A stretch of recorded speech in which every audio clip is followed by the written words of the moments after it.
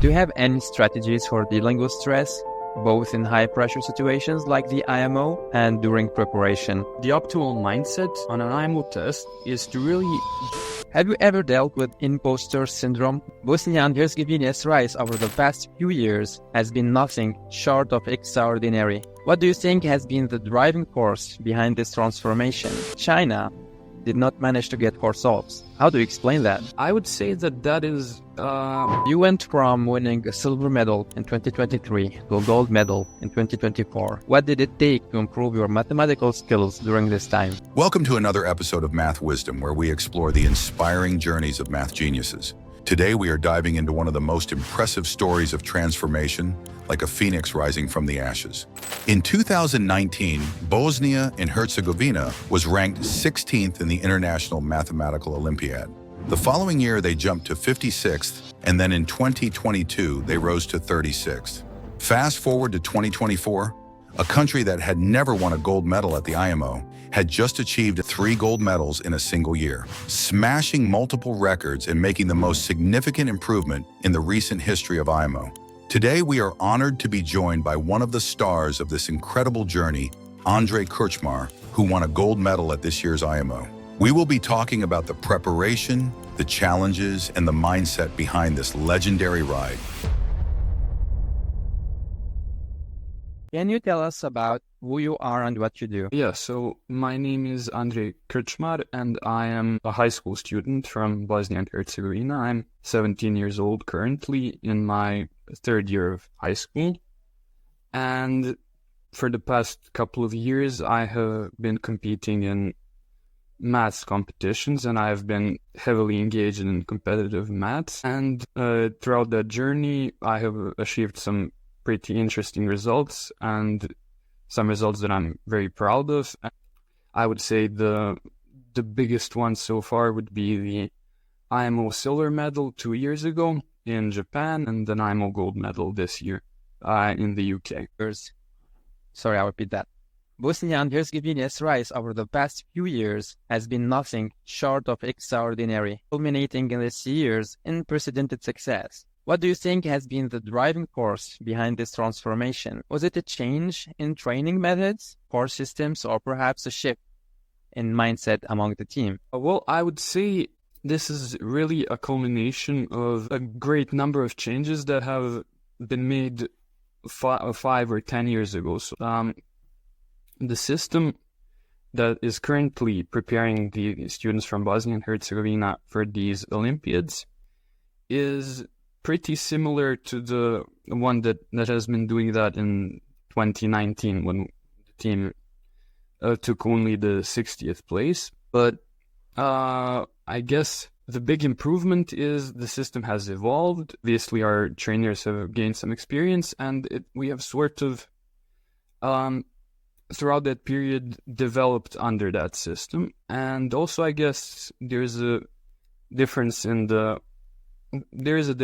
quality of the team members. But something that could also be mentioned, and I'm not, this is like not the impressive story for an interview, but I guess something that has to be mentioned is that a great factor at the IMO is luck. And I have to say that the team that went to the UK in 2019 for the IMO, very unlucky that year. They had a really tough IMO in terms of the problems not really fitting for their skill sets, and generally had bad situation and a lot of just negative circumstances happening throughout that period. While this year's team had the problems from this Olympiad fit us relatively well, especially the problem 5 that really, I guess, proved to be a problem for some of the top teams, whereas we managed to get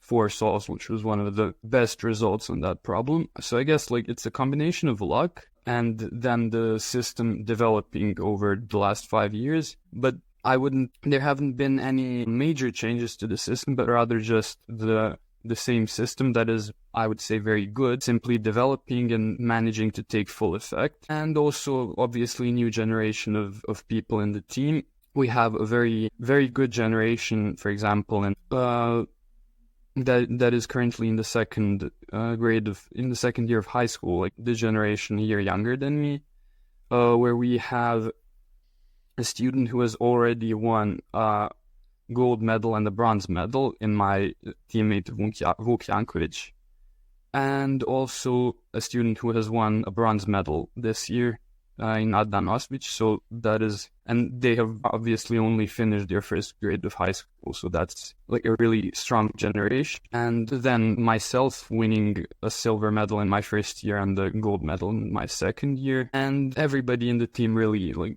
just everything sort of came together for this year, and we managed a really good result, I would say. Do you explain problem 5 this year? China did not manage to get 4 solves like your team did.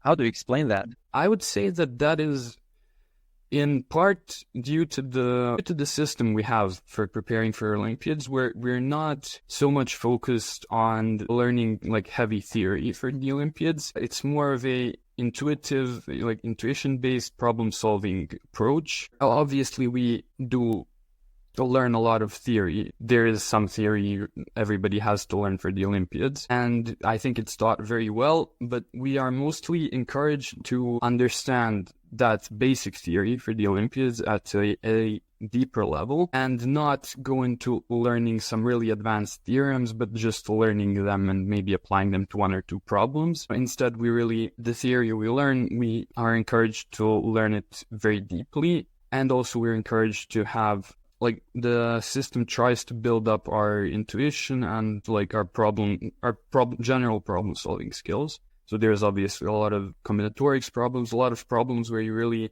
don't use that much theory, but just have to come up with ideas and think creatively. And I think that is definitely something that helps you with solving P5. It's just about thinking. There is no theory in that problem, and just about sort of managing to find a way to solve something that doesn't require any theory, just thinking and some creativity.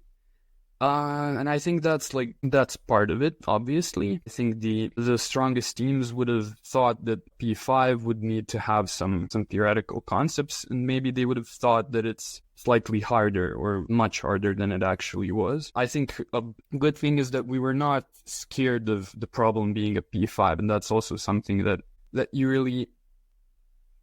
I really think is important for people to hear, that a lot of the IMO problems become much easier when you stop fearing them. When you don't go, oh, this must be hard whenever you see something as a P5 or even a P3 or P6, where you just sort of go through the natural problem-solving process without worrying about the difficulty. And I think all of that came together to make this a problem that was more suitable for us. This was a vague explanation, but when going through some concrete examples of what I was saying, a lot of students from the stronger countries saw some logarithmic solution and they were trying to prove it. They constructed some logarithmic result and they were trying to prove it, and they thought, okay, it would make sense for this to be logarithmic. If it was a constant, that would be too easy for the IMO, so for the IMO P5, so let's try and prove this. And they spent a lot of time proving the logarithmic bound, which obviously you can't prove because it's not correct. And they did not get to thinking, okay, this might be a constant, or this might be something much smaller than this, because they maybe thought it would have been too easy for P5. So I guess, to sum up, a combination of, we did not overestimate the difficulty. We are encouraged to not do too much theory, and maybe a bit of luck. It's a small sample size with 6 students from Bosnia, 6 students from China. Maybe if you took in 50 students from Bosnia and 50 students from China, I bet China would do better, but this is what happened in the IMO, so that's all. How do you prepare for the IMO in order to win a gold medal? Can you describe your daily routine, including the resources and books you have used? In terms of preparing for this IMO, in my case, it was mostly solving problems from past IMOs and past IMO shortlists. And I think that's very important because, again, IMO problems, at least the 1s, 2s, 4s, and 5s, they really don't require that much theoretical knowledge. I mean, there is a certain set of theory that is sort of common at the IMOs and at Olympiads in general, but the really more advanced theorems are not necessary for solving these problems most of the time. Most of the time are not even necessary for solving P3 or P6. So to me, I think the main thing was going through these problems, and through solving IMO problems, you develop a feeling for the difficulty. You develop a feeling for for generally techniques on how to solve these problems, and like what can you expect from a problem. And obviously you develop your problem solving skills, which I think is the most important thing for IMO problems. In terms of some materials, I did use certain online materials to learn some advanced theory and to better understand some of the more basic theory, but most of the problems I was doing, except for the IMOs in the short list, were problems that were given to me by our Olympiad coach, and that I would see throughout our Olympiad training system, which has a lot of problems in it, and it's a very comprehensive system. There's a lot of resources, a lot of materials that you can use, and a lot of good training problems. So in short, it was mainly our own internal materials for preparing for the competition, for preparing for Olympiads in Bosnia. And Available on the internet? I'm not sure. I don't think the Bosnian materials are available on the internet. Something that you can find that I could recommend are the Serbian materials. And Serbia is a neighboring country of Bosnia, and we speak basically the same language. We were able to use their materials. Some of them are in English too. And there are some really good materials there. As you might know, Serbia used to be a really strong country in the IMOs in the past 5, 10, 15 years, and it still is. And they have not a lot, but some very, very good materials that can be used. And also, obviously, some of Evan Chan's materials were something I used, but that I think that is like a very well-known thing in the IMO community. Some young students might wonder about the balance between theory and problem-solving practice. How do you structure your day to optimize learning? I don't think I'm the best person to listen to, to give out advice about the structuring of the day, because I think that was always my weakest point. And I wouldn't say I'm above average among Math Olympiad people in the organizing your day and organizing my learning. And that's why I guess most of the training I was doing was problem solving, because that doesn't require too much organization. And really, I tried to be organized and tried to plan my learning, but I was never that successful. And a lot of the time it was just, picking up whatever I felt I wanted to learn, to look into that specific, at that given day or at that given week. But I guess I was supported there. I was greatly supported by the system in Bosnia having some very good structure again, and throughout. It's a system that is structured throughout years of learning. There's different groups for different learning levels, and each group will have certain theoretical concepts inserted. And then as you go on, you have a very natural progression through the basic theory. But again, for planning your own personal time and for structuring your day, I don't think I'm the person to give out advice on that. So I don't think people should be listening to me on that, so I'm not gonna talk too much about that. It's just I think the one thing I should say is I think you do need structure at times, but it also needs to be fun for you. And I would not recommend working for too long throughout a day, putting in 10 hours a day. I don't think that's very healthy, and I think that's gonna ruin your motivation pretty quickly, at least if you're anything like me. And I think it's about, sometimes you need to push yourself to do a bit more than you would like to, but don't push yourself too much. I guess try to make it fun for yourself, even while you do have to put in the time. I guess throughout the previous year, I averaged maybe 2 or 3 hours of practice, or the past 2 or 3 years even. Okay, so you mean you average 2 to 3 hours of practice per day? I guess it would be closer to 2 actually, whereas I mean, for the majority of the year, it would have been closer to 1, but then throughout the 2 to 3 months before the IMO, as I was having schoolwork to do and as I was more motivated by the Olympiad coming up and my national Olympiad and other things that were happening during that time, I was putting in a lot more time. But again, I could never, like, maybe it was 6 or 7 hours a day, but I could never push myself to like 9 or 10.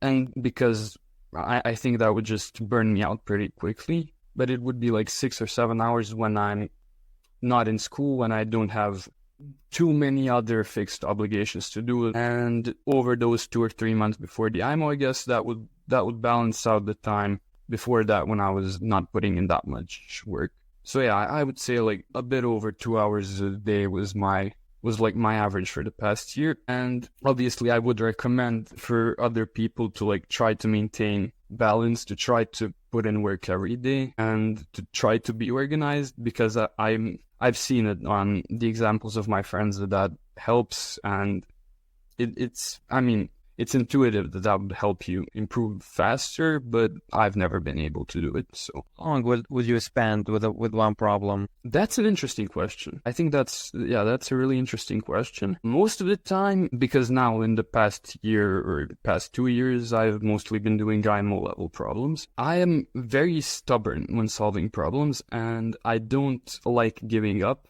which again, I don't think is such a good habit to have, but it has helped me. It has helped me in some ways, but it has also been disadvantaged at some other times. So basically, I've really in the past year or two, I don't remember giving up on a problem of IMO difficulty before spending like 2 hours on it, which I don't think is a good practice to have, because if you spend too much time on a problem, again, it starts kind of killing your motivation, and it starts, I don't know, you just kind of get demotivated after not being able to solve something for that long. And also, it means you can't go through as many problems it means you can go through less problems, which is not a great thing. I mean, obviously, if you can cover more problems, that's going to mean you're going to see more ideas, you're going to maybe learn more concepts. But what I do believe in is you should spend, like, if it's a problem of IMO difficulty, you should spend at least an hour on a problem before giving up. If it's a P2 or a P, at least like an hour and a half. And if it's a P3 or P6, maybe 2 hours. Because you want to see, like, you want to try out different approaches, because that's really something you have to do at Olympiads. You need to try out different approaches. If you see, and also there's that experience when you're solving something and you see your idea doesn't work, you run into a wall. And I think that's something everybody should experience, and should experience a lot. Because when you're solving an IMO problem, maybe you are going to get the right idea on right away, but most of the time you're not. Most of the time your first idea is not going to be the right one. And then you're sort of going to see if you can improve it. You know, maybe something similar works, or maybe it doesn't. Maybe you need to change your approach altogether.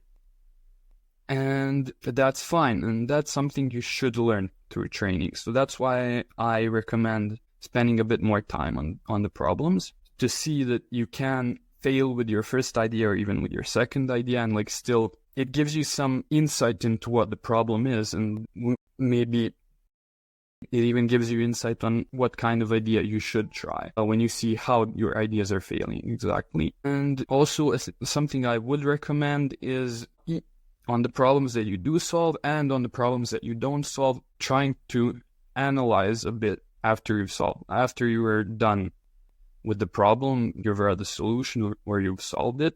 Analyze it, see if you haven't solved it, try to figure out why you were not able to solve it. If you did solve it, if you managed to solve it really quickly, maybe try to understand why we're able to do so, and look at this is especially for IMO problems, because they're usually very nice problems that have some very instructive solutions and some very nice ideas, some very nice alternative solutions. So I would recommend taking the time to go through alternate solutions after you're done solving a problem, and like try to see what other approaches you could have taken and analyze that with yourself. I think it's worthwhile for good problems, and IMO short list problems are very good problems. I think it's worthwhile spending a bit more time on a problem because you can learn a lot from just one problem, especially if you're aiming for the easier IMO problems, then especially it's worthwhile spending time on those. If you're aiming for the medium IMO problems, spending time on those. And if you're aiming for the harder IMO problems, spending more time on those. So the message is try to spend more time on problems and try to analyze things with yourself. So say you are faced with a very hard problem and you don't have a starting point and you can't think of anything. What would you do in that case? Do you have any ways of thinking to come up with ideas? I guess that's a matter of experience, sort of. That's something I guess that's an aspect that I've improved in a lot through experience and through solving problems through like the years, with taking part in contests, seeing solutions to problems I couldn't solve, and analyzing. It's sort of, some of the time there's not going to be an easy starting point. If you can't think of anything, if there is not a single idea coming into your mind, if you can't, if you don't know where to start, that's where knowing theory helps you, and that's where knowing a lot of ideas helps you. Because then you can sort of try to compare basically take guesses. Okay, like this is my problem. Let's see, it would be nice if it would do it this. Let's see, like it would be nice if I could get this. Let's see, maybe it fits to this idea, or maybe it fits to that idea that I've already seen, and kind of like basically try to think of anything you might have seen before that looks remotely like the problem. And some of the time it's also just like try to write something. With problem 2 from this year's IMO, I think that was something where, it's not obvious how you will solve it immediately, and you have to just write things down and start doing something, start manipulating with the congruences and with the divisions, and try to get something and try to build intuition from that. I think it's really like, the best advice I could give. And the basis, what you just said. Yeah, just 1 second. So I understand that you're saying there are 2 ways to tackle a problem. Whether you read the problem and you come up with ideas from the problem, or you have some strategies and tricks in your mind that you are throwing at the problem and seeing if that might work. Yes, and throughout my career, I've always been more successful at the first strategy, like trying to through the problem and through sort of analyzing the problem, try to build ideas naturally. But with experience and with learning new ideas and reading through the solutions to the problems you didn't solve, I've started to improve significantly in the other method, and that everybody should know that is something you are gonna have to do at times, and something that is really useful to just have some standard ideas that you can throw at a problem when it starts looking like some of those ideas, or even when it doesn't. But when there's any way that you can apply something that you already know to a problem, and maybe it works, maybe it doesn't. But like if you really can't get any kind of idea from the problem, then that's something you should go to. And also for getting the idea from the problem, something I've thought of, and something that is a core strategy, that is a very important problem-solving strategy. Always look at examples. When you've got a really complex problem with, I don't know, like some combinatorial geometry on endpoints or something, some very general statement, like try to look at specific cases, try to look at specific examples, and try to build intuition from that.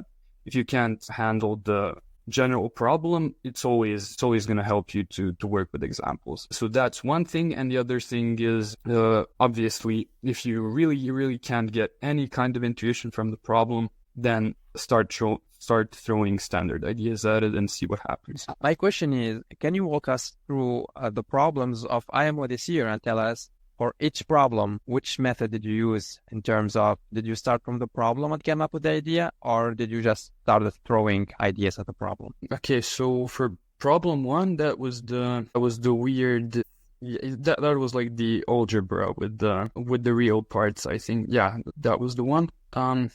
parts or the integer parts. For problem 1, it was I started from the problem and I kind of noticed how the numbers would behave. I tried out a few specific cases and I saw how the numbers behave, and that gave me very quickly the intuition for trying some kind of induction. And from what I remember, it was just like looking at a couple of examples, seeing how the structure behaves, and I did not spend too much time on it. I think like the idea came to me really quickly, so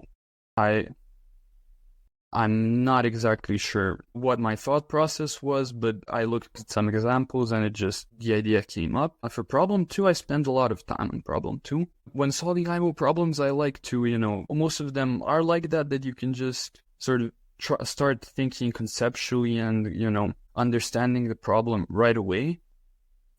Whereas for problem 2, I really like, when you're just looking at the text of the problem, or you're just looking at the statement, you don't really, there's not much you can think about, it's you can't really think about it conceptually at the beginning. You have to sort of write down what you're looking for, like what the statement is. And I started by writing that out and just doing some manipulations with the divisibilities and trying to see if I can get any starting conclusions, if I can get any stepping stones to the solution, really, because I did not have ideas for the whole problem right away. So I was trying to find some stepping stones, and then there's some conclusions that you can make through just sort of writing things out. And after you make those conclusions, it's a bit easier to go back to the problem, the entire problem. And after a while, after just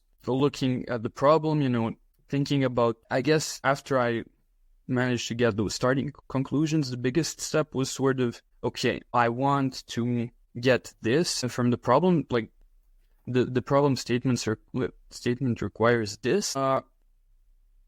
Okay, in what way could I in what way could I get this? And I guess that's a bit of a part where you're just kind of throwing standard ideas at it, but it's also like you're using intuition. You're trying to think backwards. Okay, like what would be nice if I could get it, so that I can apply some standard theorems and solve the problem. It's kind of intuitive that you're gonna be using the little Fermat's theorem in some way, or the Euler's theorem, which is just a generalization. But it's obvious that you're gonna it's intuitive that you're gonna be using something like that, and then from that you can sort of try to think in terms of what would be nice if I could get it. What would help me solve, what kind of conclusion would help me solve the problem, and then you reduce it to finding a construction of some kind that allows you to do something, and then you just after a while of thinking of how you can construct something to be able to apply a little Fermat's theorem and get the result. After a while, you're gonna get the result. I mean, from there, I was sure I could. I mean, from there, I would have definitely solved. Like, if I was solving that problem 100 times, from that point on, I would have solved it every time. That's just, it's slightly technical, but it was not a problem. Like, the main things were, when starting the problem, trying to get stepping stones, like trying to get some small conclusions that are gonna help me understand what the problem is and what I'm supposed to be doing. And then afterwards, understanding what kind of theorems are probably gonna come up and how I can get a construction where I'm gonna be able to apply that in the most elegant and simple way. And from there, I kind of easily solve the problem. And for problem 3, I was not able to solve it in time. And I was really not happy about that. It looked like a really nice problem and something I would think, a problem that fits my style of something that I would consider very nice. But I didn't really have enough time to solve it. So I was kind of just going through some examples in my head of, what is going to happen with the sequence. And then again, like trying to see some behaviors that might happen, that it seems logical are going to happen, and trying to prove them. Like seeing basically some things that would be nice, and then that would be nice if they were true, and then trying to prove that. And for the second day, problem 4 was geometry. It was the geometry, and I spent I spent too much time on that problem. It was like an hour and a half, and I'm not sure what my thought process was. It was a bit like I was trying to, I mean, in geometry, it's like trying to understand the properties of certain points and like trying to come up with a nice way, with either a nice way to define every point or a nice way to connect it to some other points that you have, or trying to get rid of it, like trying to make it so you don't need that point anymore, and trying to redefine something so that point doesn't come up anymore. And I guess in that problem, it was most important to like try and connect some points, and because there are a lot of points that don't have nice definitions, or they do have nice definitions, but I was not able to figure out the nicer definitions. So I was just kind of trying to connect the points in different ways. And after a while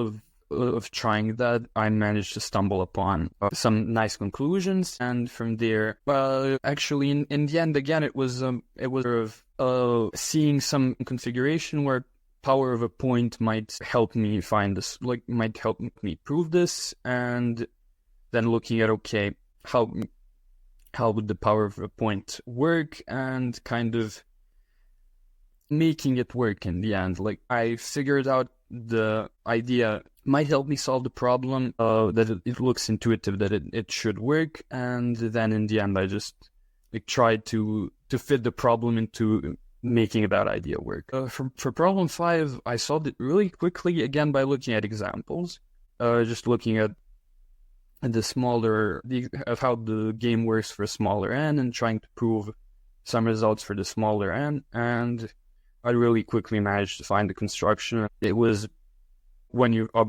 find the construction, it's trivial to prove it. And for problem 6 was kind of, again, I did not really have the right idea. How much time did you solve problem 5? I managed to solve it in like 30 minutes, and then it took me like 20 minutes to write it up. So 50 minutes total, which was a real shock for me. Like I spent too much time on P4, and I was not happy with that. You know, I spent an hour and a half, and obviously when you're aiming for gold, you want to spend less time on P1 and P4. And then when I saw I was able to solve P5, like to fully, like to solve it and to write it up in 50 minutes, that was really shocking to me. Do you think problem 5 can be problem 4? I think actually, like, this is something our team was discussing, and like we discussed with a lot of people. Obviously P5 was the problem to discuss at the IMO. I think the conclusion we came to was really P5, like the difficulty of P5 is really a self-fulfilling prophecy. Like if you put it on P4, it's gonna be solved, like it's gonna be solved roughly according to what you would expect from a P4, because people are gonna see, okay, this should be an easy problem because it's P4, and let's try some easy ideas, and that would help people solve it. And much more people would solve it if it was P4. And also, if it was P, not many people would try approaching it with simple ideas, and it would be much harder for people, and it would be solved a lot worse. So I think like that's a really weird problem that you can't, it's hard to fit it in terms of IMO, like in terms of problem difficulty at the IMO. It's just weird, and I think it would have been solved pretty in accordance with the position at any position in the IMO, which is really weird. So I think problem 6, you did not solve it. Do you want to say a word about it, or? I mean, that was a problem. I spent a lot of time on it, and it was really frustrating because it was not. Kind of reminded me of some previous shortlist problem, and I thought like where I solved that other problem, the shortlist problem, like using some intuition of looking at the graph and seeing how the functions from that class behave. And with this problem, I was also like looking at how what the relations I'm given tell me about the function, how it behaves on a graph, and sort of what would it look like, and trying to derive some properties from that. And I was able to, through that kind of thinking, like through that kind of intuition, I was able to realize some relations must be valid for the function, and I was able to prove those for one point. But I think it would have been more efficient if I just started doing algebra, writing out the relations and trying to see what I can get with some standard functional equation tricks. I think that would have been a bit more efficient as a start. And I think that's a good point also. Like when you're solving a functional equation in particular, it is good to start out by just doing algebra, trying to see kind of what simple conclusions you can get through some standard tricks. And then if you haven't solved it by then, try to take a step back and understand what those things mean, what those things tell you about the function, and get some more abstract, more complicated ideas. Sitting for an exam for a total of 9 hours can be very stressful.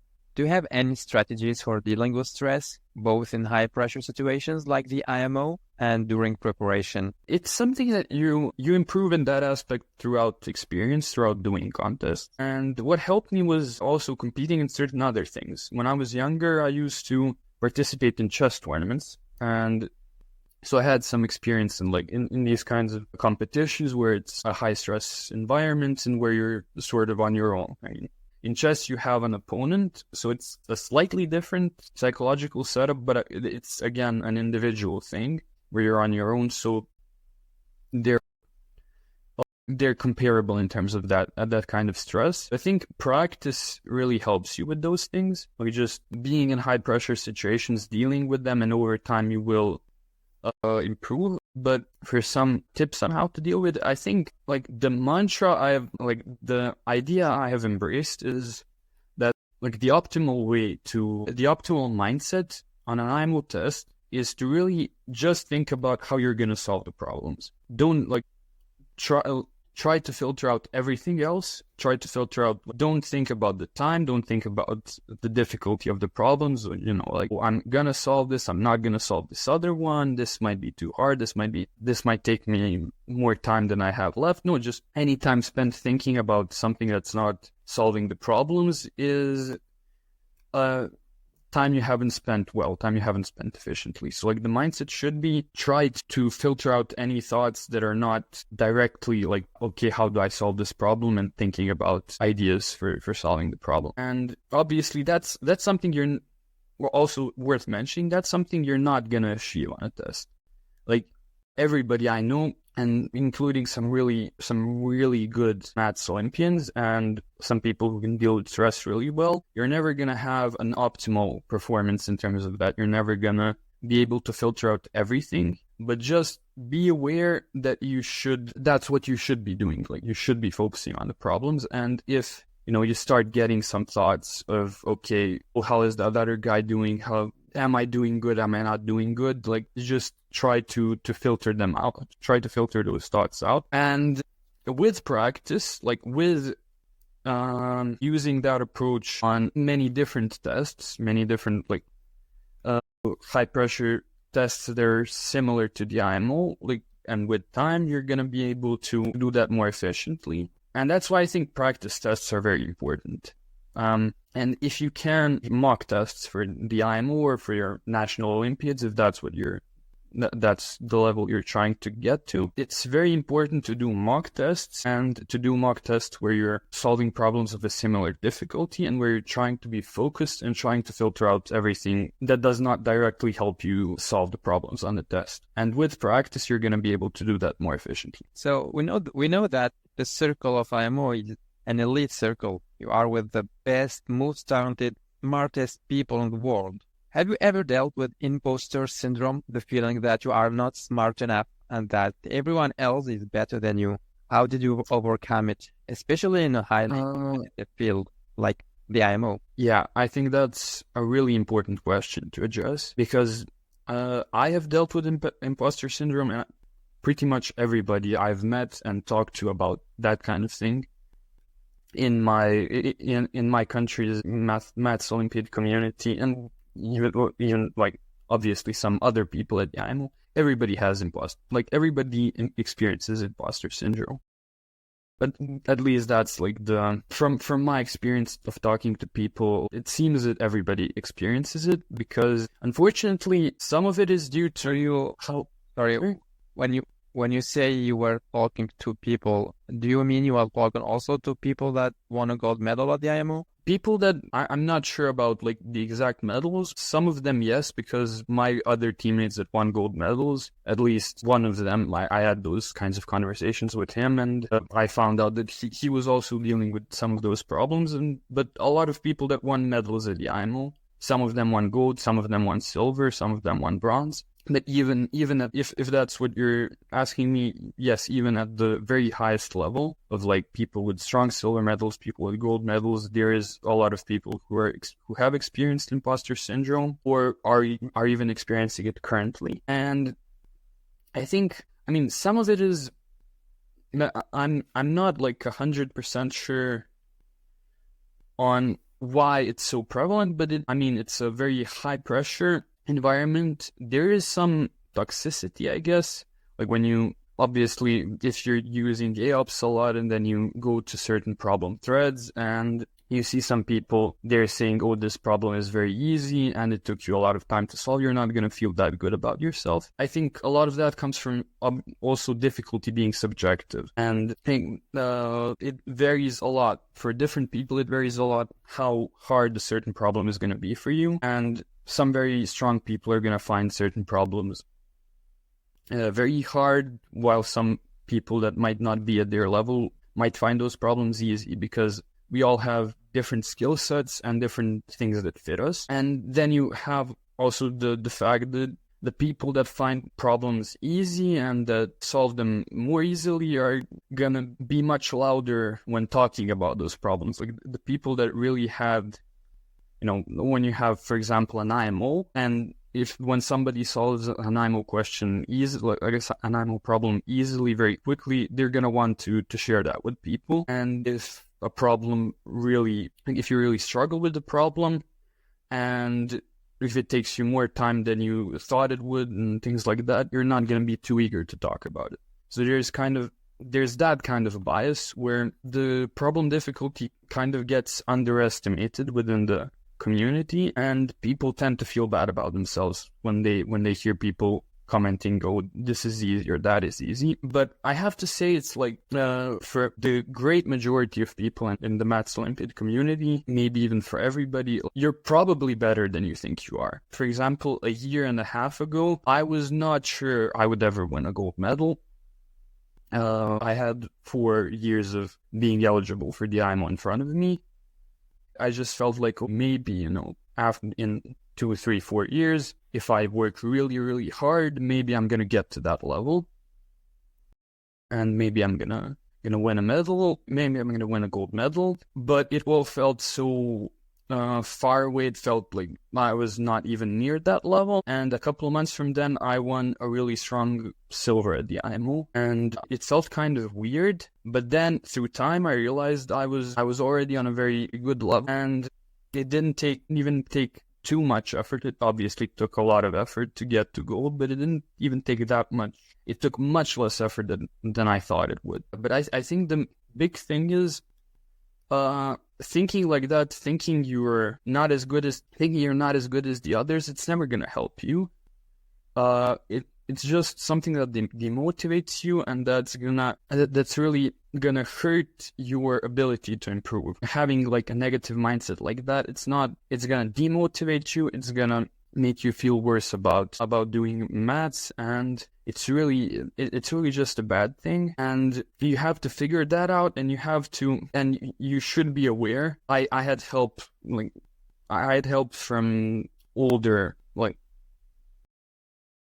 colleagues who were also doing Math Olympiads, who I was able to talk to and who reassured me that this was a normal thing that happens. But really, like, imposter syndrome is really just due to certain biases and like psychological reasons, really. And they assured me that I was good enough to be at that level, and I really was.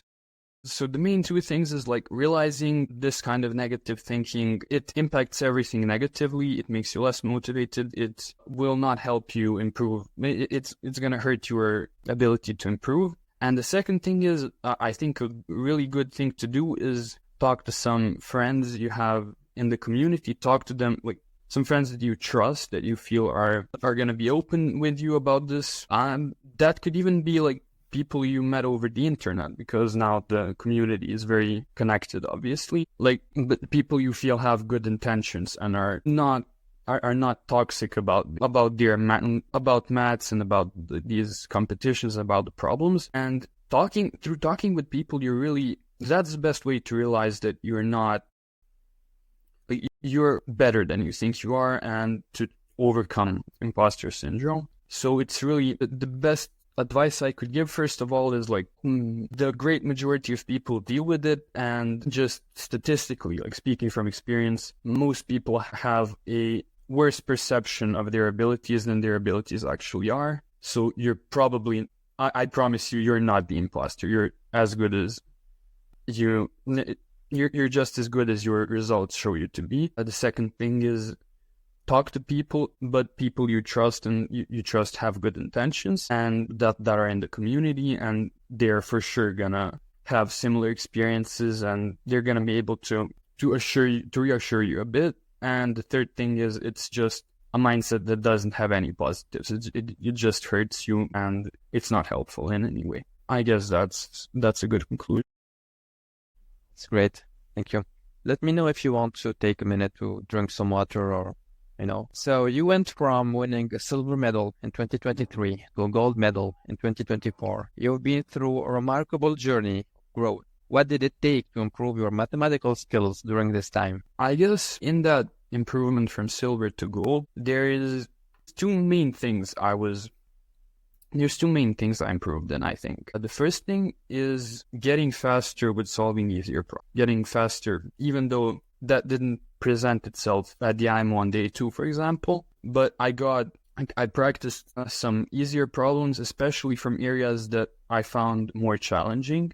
Like, I worked on my weaknesses. I worked on things I was not able to do as quickly as I thought I should. And through that, I was able to get faster at solving, I was able to solve easier problems fast, consistently. I put in some work on trying to make my write-ups faster and more efficient, because I was spending too much time on my write-ups, and I did not fix that completely. That was still an issue this year in the IMO, but I was better than last time.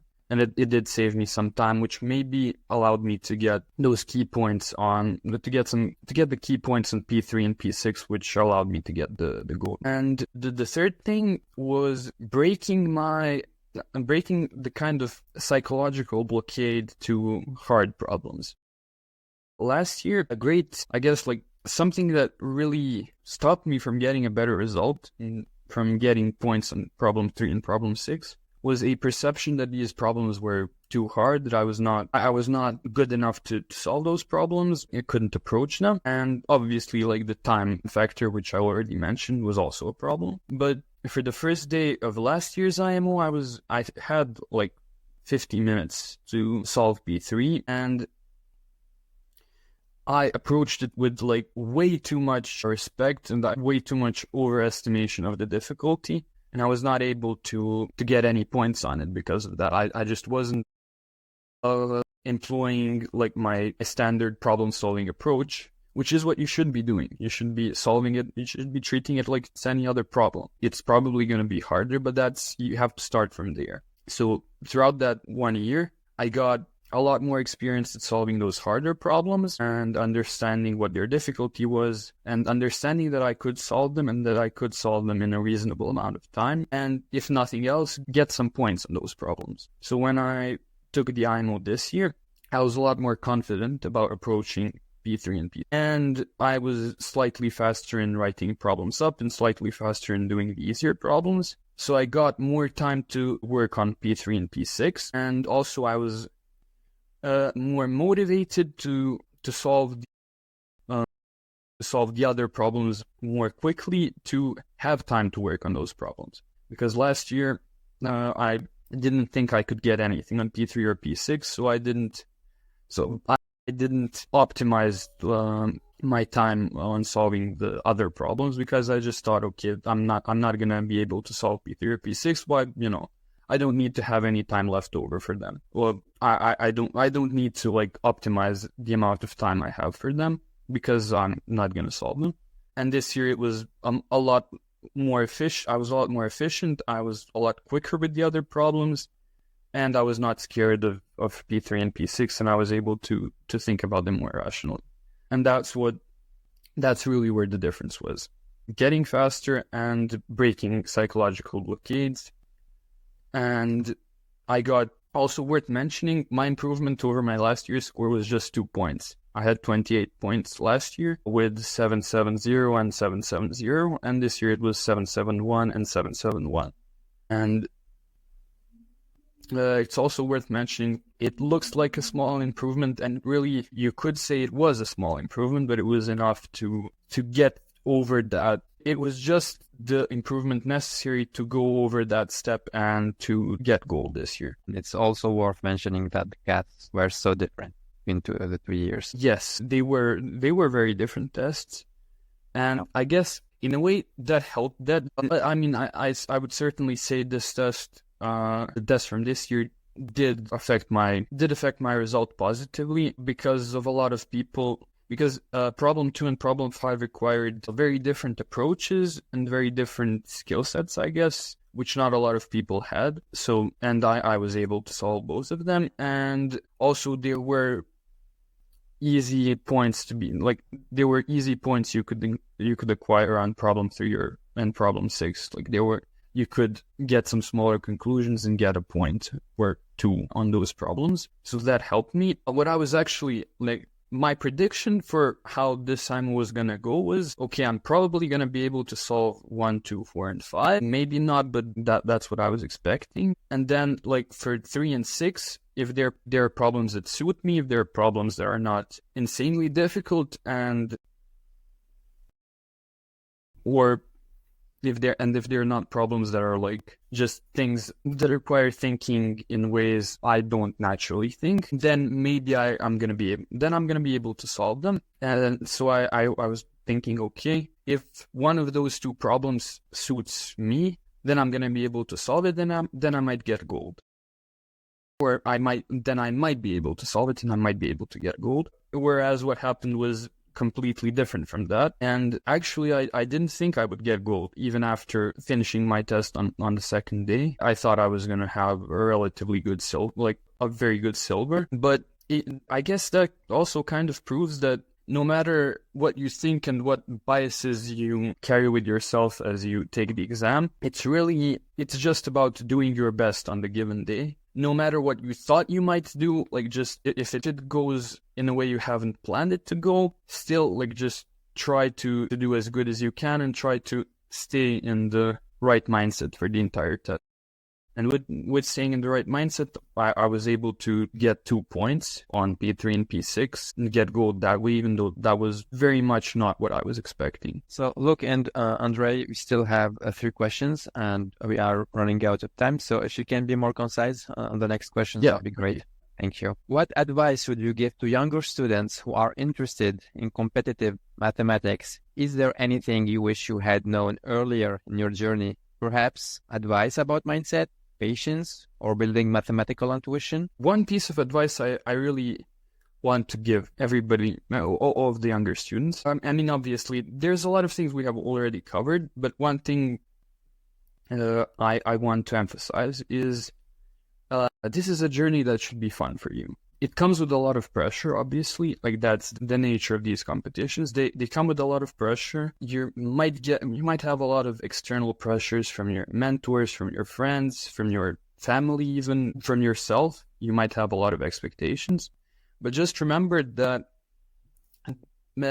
nothing about the Math Olympiads is a matter of life and death. You're going to be fine whether you get a bronze medal or you get a silver medal. Obviously, try to do it as well as you can. Try to give it your all, and so you don't regret in the end, it really doesn't matter if you win silver or you win bronze or even if you win nothing. You're going to be fine. This is something, these Math Olympiads, they obviously are a way of testing your knowledge, of improving in maths, of in the end getting some results that might help you later in life. everybody in this community is very talented, and you're not gonna have issues with your future no matter what happens. You're gonna be fine. So try to use this time while you're in high school, or maybe even not yet in high school. Try to use it to build friendships, to obviously improve your math skills and work on your maths. That is a big thing, and that is gonna help you. But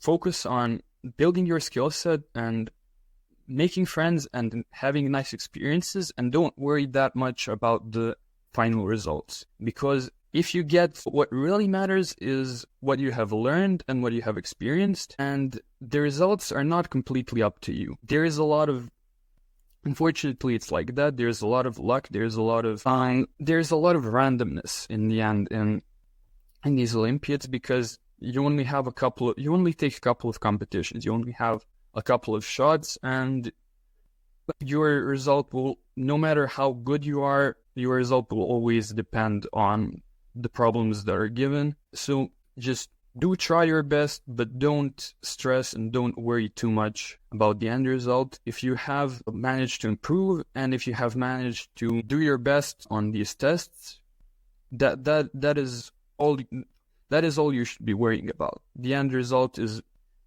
gonna be the way it's gonna be, and in the end, like 5-10 years from now, it's not gonna matter that much. Because if you're talented, if you're good, if you're talented, if you're hardworking, you're gonna have a good future ahead of you, and you're really not gonna be thinking about, oh, but what if I solved this problem in this Olympiad 10 years ago? That's not gonna be a worry of yours. What life lessons have you learned through your mathematical journey? I would say a big part is what I already said for the last question about kind of taking not stressing too much about the end result, but more about your process and about focusing on the process rather than the result. That is one thing. To try and talk about something else here, another big thing that I learned is that connecting with people is really important, right? When you're going to these Olympiads, you're going to be in the presence, you're going to be exposed to a lot of really interesting, exciting, talented people. If you make it to international Olympiads, then at the international Olympiads in particular. But you're going to be exposed to a lot of people, and those are people that you can really create very nice bonds with, and people that, again, people that can help you later in life. Like knowing more people from this community will definitely make your life richer and might prove to be very helpful later in life.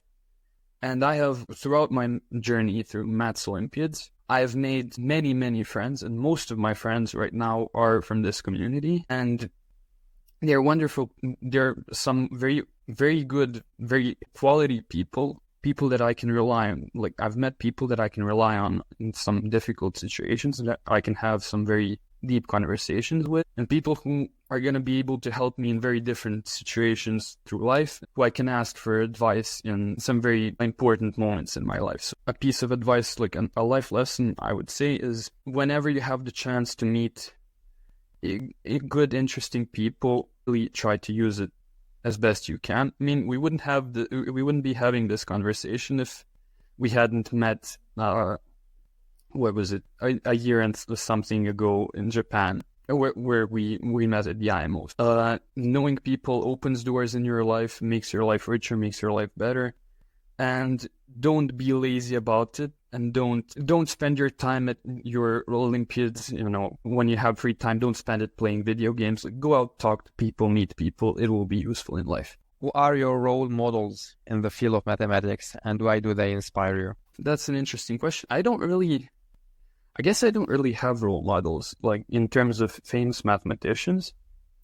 I mean, but I wouldn't be able to name a specific person. But I guess... What about a role model in your life in general? I guess I do look up to some of the older Olympiad contestants in my national maths community. One such person would be, for example, Boris Stankovic. Was he competed at the IMO for 4 years, from 2019 to 2022, and he represented Bosnia. And he was obviously, while I was in the junior Olympiads and just getting into maths, he was one of the strongest Olympians in Bosnia.